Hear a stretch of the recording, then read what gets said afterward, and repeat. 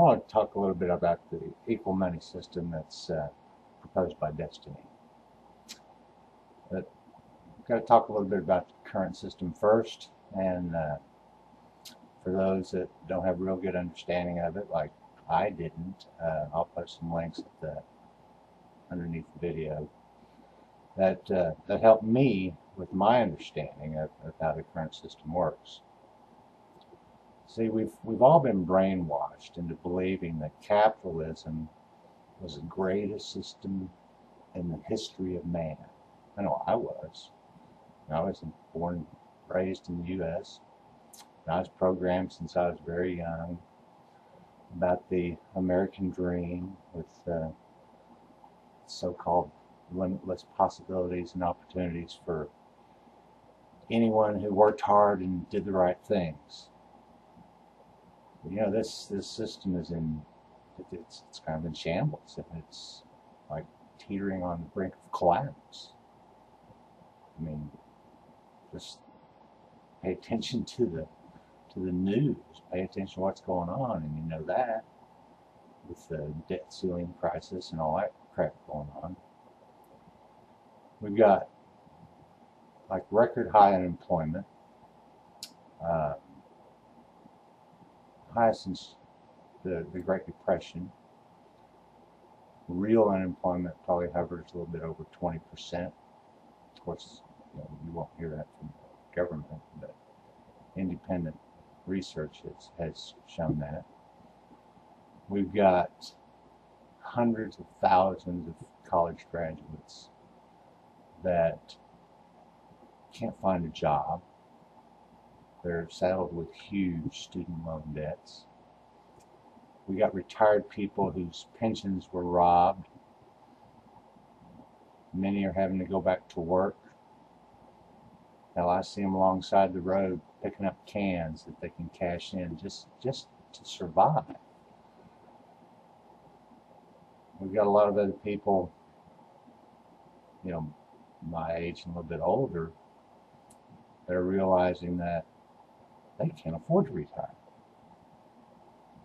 They've worked all their lives, and they were sold this dream that they'd be able to retire and maybe travel, do all that kind of stuff. But they're not going to be able to. They can't afford it. And now they're talking about raising the retirement age. Now that wasn't the dream I was sold. I don't know about anybody else, but that's not what I was told was going to happen. Inflation keeps eating away at our purchasing power. I mean, this current system is based on consumerism and greed, and it's designed to make a select few rich at the expense of the many. The gap between the rich and the poor is getting wider and wider and wider. We're about to wipe out the lower middle class. I mean, this system not only perpetuates, but it guarantees that poverty and slavery exist. Slavery is worse now than it has been in the history of mankind. More people live in poverty, percentage-wise, than ever before in the history of man, and more are joining those ranks every single day. You see, money has become God in this world. It really and truly has. I mean, it determines who lives and dies. If you don't have money, you're not going to survive.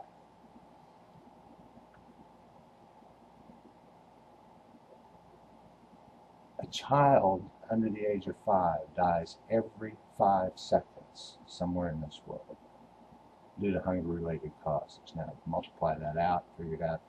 That's 6 million babies a year are dying. And there's enough food in this world to feed everybody. But 6 million babies, that's a Holocaust every single year. I mean, tell me that's not an atrocity. For all the people that say how bad Hitler was for killing 6 million Jews. we allow 6 million babies to die every year of starvation. I mean, it's just crazy. Over 1 billion people go to bed hungry every single night. We're raping the earth of its resources and polluting the oceans and rivers and streams in the name of profit and greed. Now, what makes anybody think they own resources anyway? I mean, if they belong to anyone, they belong to everyone. They're of the earth, they're from the earth, we're from the earth, we're of the earth. The earth's resources, we should all share equally. And the government systems that have become so corrupt, it's pathetic. They cater to and they're controlled by the rich. They don't serve the best interests of the people. They serve the best interests of the banks. I mean, our education system dumbs down our kids, teaches them to conform, so they can become good robot slaves and go out and work for a living and consume. And that's what it's all about. Won't even get into religion, because I'm talking about the money system here, but the religion system is, I mean, it teaches people how to conform to and controls people through fear. I mean, that's all it's about. You know, when you really think about it, it's not much different now than it was 1,000 years ago. You know, look at the feudal system. You know, it had that class structure with the very rich, the noblemen, and then, you know, there's, you know, barons and vassals and fiefs, serfs, I don't know, peasants, servants, slaves. We still got that today. We don't call them that. You know, we got the very rich and the poor and the very poor, down to those who just have nothing and end up dying because they have nothing. I guess the only real difference is technology. You know, the computer age, we've got these iPhones, iGadgets, all this crap that keeps people distracted, you know, video games, all that kind of stuff. It keeps people distracted. You know, the media, advertising, people think they need this stuff. They'll go out there and work hard to earn money so they can buy more stuff. I find that really kind of interesting. You know, you look, the elite figured out a long time ago that